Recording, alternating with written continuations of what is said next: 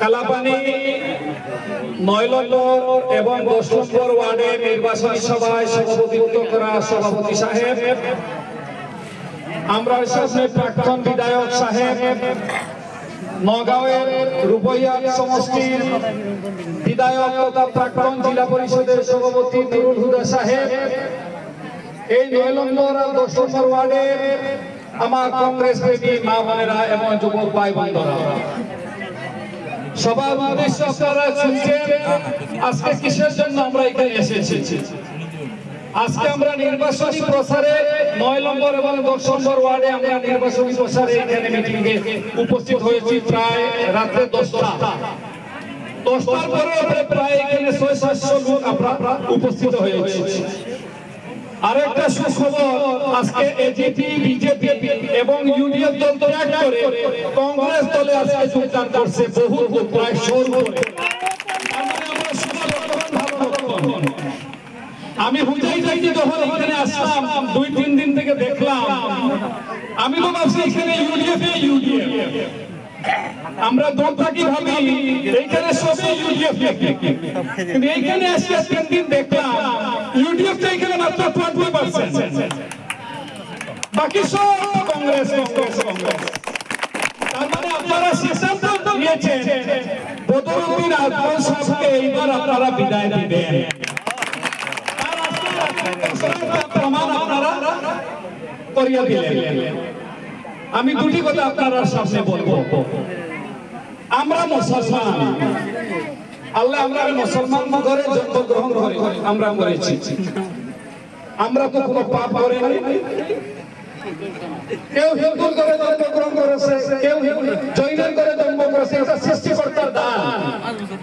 কিন্তু বিজেপিরা মুসলমানের উপরে যেভাবে অত্যাচার করছে আপনারা শুনছেন টিভি, পত্রিকায়, সোশ্যাল মিডিয়ায়।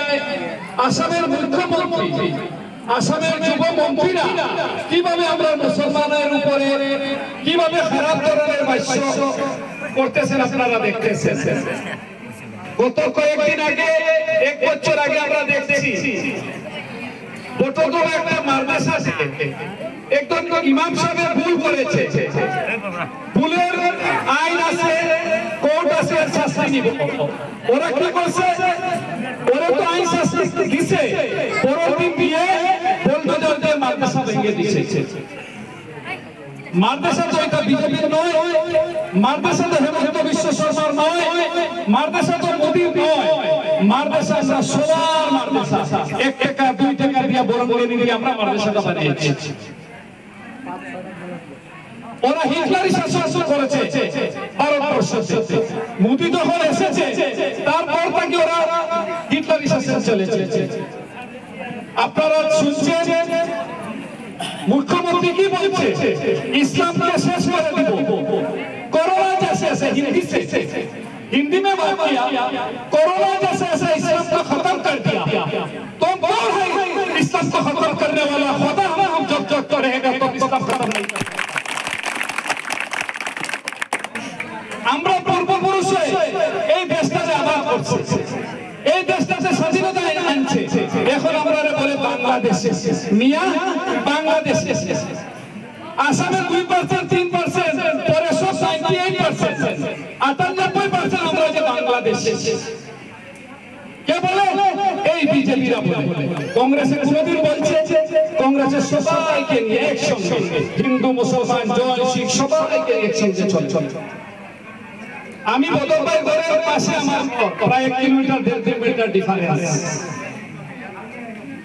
বদরবাই এইখান থেকে আমি জেলা পরিষদ মেম্বার 2 বার হয়েছি, 2001 বার, 2001 আর 2013।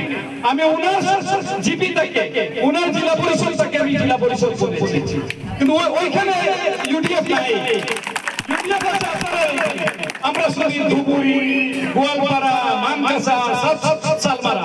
কিন্তু এইবার যেভাবে আপনারা একত্রিত হয়ে আপনারা উনার বিকল্পে আপনারা আজকে সামনে এসেছেন, নিশ্চয় আকারে আপনারা ভালো ফলাফল করবেন। আপনারা যে বলিষ্ঠ এখানে ক্যান্ডিডেট পেয়েছেন, উনি খালি সামগ্রীর বিধায়ক নয়, উনি গোটে আসামে একজন নেতা রকিবুল হোসেন সাহেব। বদরুদ্দিন আহমদ সাহেব 15 বছর যে কাজ করেছে, আমার দৃঢ় বিশ্বাস